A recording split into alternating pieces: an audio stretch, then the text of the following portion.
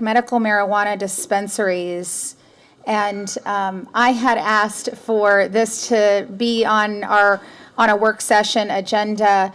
I really appreciate Mr. Rick Greene sharing with us. I think he copied all of the commissioners on an email of the extensive presentations to the planning board, to DAC, to the commission, to commission work sessions. And by no means when I requested this to be on a work session, did I mean to reiterate anything that, we necessarily covered then. Although, just as Mr. Ward did, I think a nice summary is always very helpful. I recall when we approved this about a year ago that we did have some discussion amongst the commission that we would like an update, since this was something fairly new, not only to West Palm Beach, but to our state, that we'd love to make sure that we're keeping our finger on the pulse of what's happening with medical marijuana dispensaries in our city. So thank you for that. You're welcome. For the record, Rick Greene, Assistant City Administrator. What we'd like to do today, and Paul Greilich has been tracking the medical marijuana for the last 3 or 4 years. I affectionately refer to him as our drug czar. But what I've asked him to do today, and we've collaborated on the presentation, talk about the legislation that got us to the point where we're at now, specifically Senate Bill 8A. We'll talk a little bit about the history, the meetings that we talked about with in the workshops with both the Planning Board, Downtown Action Committee. We'll talk about some of the conditions that are in place as a result of that legislation and some of the things that we've done, particularly as it relates to security. And I know one issue that we've heard about in the community is our first medical marijuana dispensary is MedMen, the northeast corner of Clematis and Rosemary. Just so the commissioners know, and Paul will touch upon that, they have been cited because they've covered their windows. They've taken the position that that's required by a state inspector. We've conferred with law. We don't agree with that interpretation, but Paul will get into that. So Paul is our senior planner, so I'll turn it over to him. Thank you, Rick. Paul Greilich, senior planner for the record. So Rick did a good job. I'm just going to jump right in. I first wanted to give a national picture of what's going on in this arena. Nationwide, you have 29 states that have legal medical marijuana. You have 9 states that have legal recreational marijuana. In Florida, obviously, it's just medical. In order to qualify, though, you need to have a serious condition. It's cancer, epilepsy, glaucoma, HIV/AIDS, Crohn's, Parkinson's, MS, PTSD, ALS, or a comparable medical condition. You need to be prescribed by a qualified physician. The medicine is dispensed in the form of oils, extracts, sprays, edibles, and most recently, smokable medical marijuana became legal in March. Delivery of medical marijuana is available in the state of Florida. Municipalities may ban dispensaries. The registry just reached 240,000 patients, and there's now 144 dispensaries statewide. So it's growing relatively rapidly. In Florida, it was legalized in 2014. In November of 2016, the voters of West Palm Beach voted to expand the availability of medical marijuana by 77%, a significant margin. In Palm Beach County, it was 75%. In the state of Florida, it was 71%, so it achieved the supermajority required. Subsequent to the vote, we took a ordinance to our planning board that allowed dispensaries. That ordinance contained separation distance between individual dispensaries. However, we passed a moratorium in anticipation of Senate Bill 8A, and that basically turned everything upside down. It said municipalities can either ban or allow dispensaries. If they allow them, they regulate like a pharmacy, plus a 500-foot separation distance from schools. So they made them roughly equivalent. We then took this item to the first Mayor Commission workshop, back to our planning board again. Second moratorium was passed, a second workshop, a third moratorium, a third workshop. The Downtown Action Committee voted unanimously to allow dispensaries, a fourth vote by the planning board to allow dispensaries, and then finally unanimous vote in June of last year to allow dispensaries. So just an update of the dispensaries in the city. Rick had mentioned MedMen. They're very visible on the corner of Rosemary and Clematis. There's 3 others that we think are proceeding right now. One is the old Sir Speedy building on the corner of Quadrille and Clematis. The other is 2500 South Dixie in the south end, and then 1560 Palm Beach Lakes Boulevard, which is right in front of Home Depot. We recently received an inquiry about 525 Clematis. That's the Sunfest space, but they haven't proceeded any further than the zoning confirmation. So Rick mentioned MedMen. This is what the building looks like when the windows are open. It's a much different look, very modern, contemporary concept inside. They were cited on June 26th for violating the DMP's transparency requirements, so hopefully that'll be resolved expeditiously. I mentioned Senate Bill 8A and dispensaries and pharmacies. Basically, it's any commercial or industrial or mixed-use district in the city. The DMP is very permissive in terms of uses, with the exception of the Northwest Brailsford Park. You can, a pharmacy can locate pretty much anywhere in the downtown master plan. So drilling down a little further, you got the north end. The red parcels are an allowable location, and the gray is the buffer around the schools. So that's the downtown master plan area. On the right there, the western communities, village area, the south end, the industrial areas and the commercial corridors, South Dixie and Georgia Ave. So the state has in place, it's a complex licensing scheme. To summarize, it's based on population, and then they break it down even further into districts. The take-home point is here is that this is a hypothetical maximum. Once the registry reaches 400,000 patients, there will hypothetically be about 264 dispensaries in Martin, Palm Beach, Broward, Miami-Dade, and Monroe counties. So Senate Bill 8A contains some important security measures relative to dispensaries, namely the requirement for a fully operational security alarm system, 24-hour video surveillance, sufficient lighting, an isolated waiting area to dispense medicine, restricted hours of operations, the requirement that medicine is stored in a secured vault, and then at least 2 employees on the premises at all times, and then the requirement to report any theft to local law enforcement within 24 hours. We were directed by the commission to look at the potential impacts that dispensaries have on communities. There's a lot of uncertainty as it's a new market, it's a new industry. So we reached out to a cross-section around the country, medical, recreational, both. And what we found out is that basically crime does occur at dispensaries. However, it's roughly equivalent to that of a convenience store, nothing above and beyond traditional retail. There's the perception of cash on premises, as these are all cash businesses, as marijuana is illegal in the eyes of the federal government. However, the enhanced security is often a deterrent to crime. There's a need for comprehensive data gathering. There's differences in law enforcement regulatory structure across the country. And then lastly, the limited duration of legalization nationwide. So moving forward, West Palm can either continue to allow dispensaries per the ordinance that passed last year, ban dispensaries, or alternatively impose additional standards to pharmacies that would also apply to dispensaries, such as a separation distance requirement. That concludes my presentation. Assuming you guys have questions, so I'm here to answer any you have. Thank you so much for the presentation. Somewhere along the line, I heard that we did have some sort of distance separation requirement. That is not the case? For the schools only, from what I recall. Yeah, so it's 500 feet from a elementary, middle, or high school, public or private. But not from each other? No, and that's per the state. Yes, Commissioner Schoaf. So question as it comes to our local allowances. Just go through this with me. Sure. On the window requirements, we have that in Clematis Street for our open windows. On Clematis Street, on Northwood Road. Is there anywhere in the south end that has that same requirement? I'm looking at Anna, who handles downtown. That's a condition specific to our downtown master plan. We do have provisions. They may not be the same as our downtown master plan, but do apply to other areas of the city. That Angela's here, so I'll defer to Angela. Angela Van, Planning Zone Administrator. Basically, it's 25% outside of downtown. Your window can't be more than 25%, cannot be screened with signage or covering. So in essence, anywhere that had the signage requirements would be in direct conflict with the usage for a medical marijuana facility according to our city ordinances. Because if the state requires them to darken their windows, the city requires transparency. That's not we what don't- the state we- requirement is. We don't This- believe yeah. that that's a state The state requirement. requirement is that they can't advertise. And they're construing that to mean that if you can see inside, it's advertising, and we don't interpret it the same. So in this picture, Commissioner, I mean, certainly they can have the sign facing inward.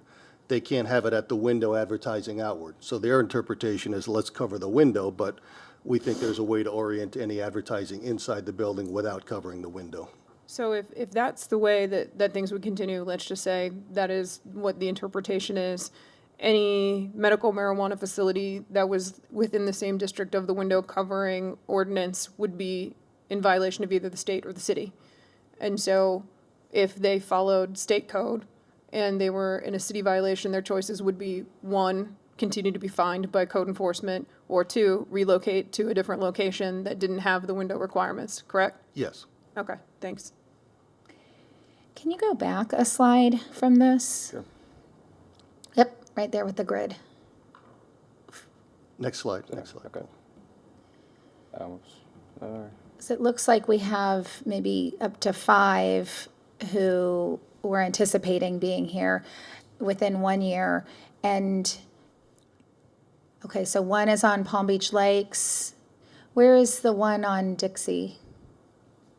It's just north of Belvedere on South Dixie. Okay. So 2 on Clematis, and then this 5th one that hasn't applied for a building permit. Potentially 3 on Clematis, 1 on Palm Beach Lakes, and then the 1 on South Dixie.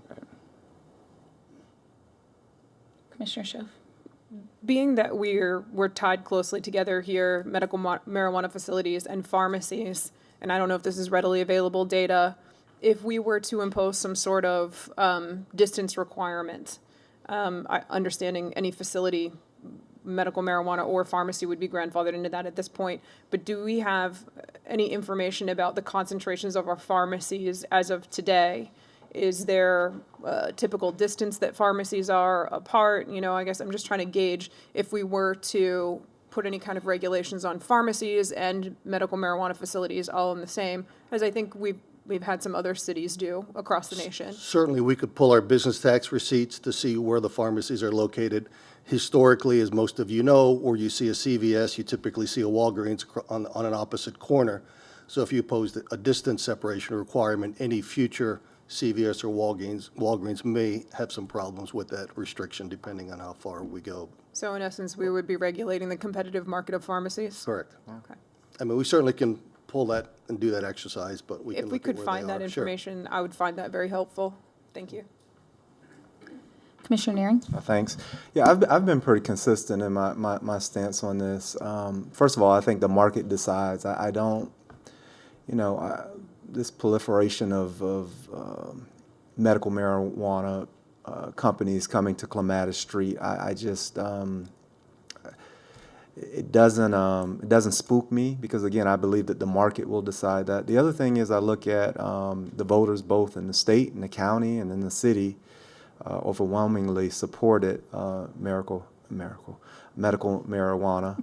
And then, quite frankly, from a personal standpoint, not me personally, but my family, I have a family member who suffers with Crohn's disease, and I know how important it has been and is for them. So I look at the outcome of it. And again, it's somewhat germane to this topic, but in terms of creating ordinances to keep these establishments, my term, no one's made this term, but off of Clematis, because I've heard that kind of out in the ethos, if you will.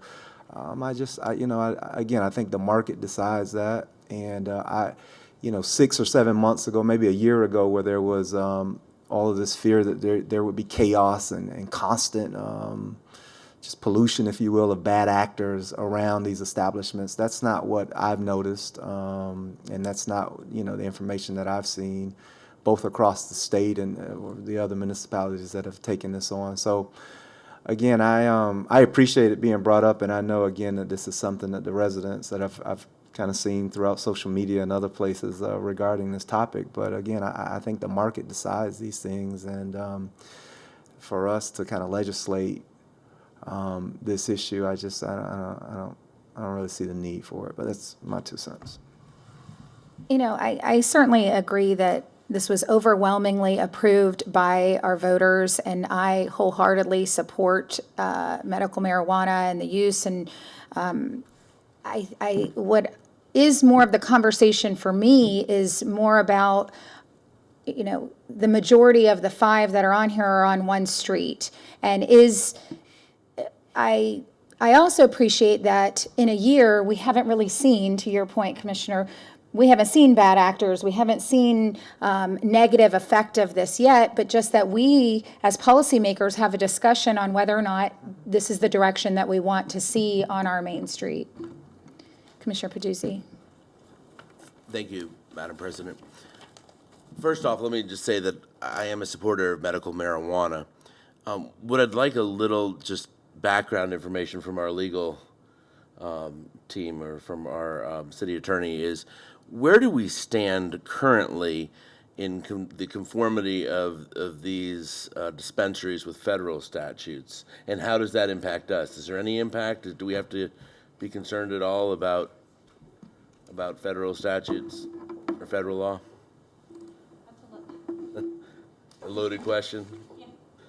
I can't hear you. We always have to be concerned with federal laws. But as it relates to the regulation of marijuana, as you see across the country, the federal government has taken a back seat and there is not imposing upon us their federal regulations to date. Now, obviously, if something came down that changed the state of the federal government telling states what they should and shouldn't be doing as it relates to the importance of marijuana for medical purposes, then we would have to address that. But as it stands today, the federal government is not enforcing that part of the law as it relates to medical marijuana on the individual states. So if I understand correctly, there are laws on the books. They're just not currently being enforced when it comes to dispensaries for medical purposes. To my knowledge. And it may differ if it was for recreational purposes. Like some states have. You have a number of states along the coast that, according to the, well, actually on both sides, that apparently are selling marijuana for recreational uses and are regulating that. And the federal government, to our knowledge, has not stepped in and said, no, you can't do that. But does it mean they can't or won't in the future? I don't know the answer to that, but certainly if they said to all of the states that you can no longer do this, we would have to pay attention. It's a federal law. Federal law is just the law we all follow. Last follow-up. The reason I bring it up is that I know the Florida Bar has cautioned those of us who are attorneys to be very, very, very careful how we counsel our clients, and especially clients that may be in this business. And that's since they've gone out of their way to say we need to be very careful because of the existing federal laws. I just was wondering how that potentially impacts us, but I think you've answered the question. I won't hold your feet to the fire anymore. Thank you. Commissioner, I'll add that we had a robust discussion at the planning board on that very topic. We have an attorney that was sitting at the board at the time. And I think Paul will tell you that's the reason it's a cash business, because some of the states do not allow medical marijuana dispensaries. And it's very complicated interbanking laws, but that's primarily why you see all the medical marijuana dispensaries as a cash business. Yeah, just to interject, it's the federal government views it as a Schedule I substance that has no medicinal qualities whatsoever. So that's their stand on it. They're just not And that's enforcing under it. discussion currently too, is my understanding. So we will see as they continue discussing at the federal level. Thank you. Given that our commission passed, maybe, I don't know if it's been 6-8 months ago, that we passed allowing office, non-retail office space to be open on Clematis. I'm curious if staff has given some thought to what types of red flags would you be looking for where you might make a suggestion that there might be a change needed on our main street? That's something that Ann and I have been discussing with Angela for some time now. Yes, we have concerns about some of the businesses. We had them prior to effectuating that change, less than a year ago. To Commissioner Nearing's comment, we were hoping the market would kind of dictate and keeps everything in checks and balances. We're seeing some uses maybe along Clematis Street that we would like to see less of. But that's an ongoing discussion and then something that we will continue to look at. And certainly if the commissioners want us to look at any uses in particular, we'll gladly do that. Commissioner Schiff? Thank you. And I think, I echo my fellow commissioners. This has been voted on many times. I think my suggestion is to have a better level of understanding, because I'm certainly not here to dictate the market on pharmacies, bars, medical marijuana facilities, or anything else. But I would just like to understand, being that this is a unique situation where by law, we've tied to, I don't know if you want to call them related entities, unrelated, I guess it takes whatever your perception is on the issue together. It kind of lumps everything all into one. And, I think we need to be mindful of anybody coming in, and I know staff has been really thorough in looking at the windows, for instance. Anyone, I don't care what kind of use you are required to comply with what our ordinances are. And I think that's the most important thing. If you're here and you're being a well-run business, then you should be here running a well-run business. So thanks to staff and all their research on this. I know it's an ever-changing topic and will continue to be a topic. And so there may be a time in the future where this comes up again, because there's been some significant change either federally, locally. So I look forward to continuing this conversation. Any other questions? Thank you. Thank you. Thank you. Thank you.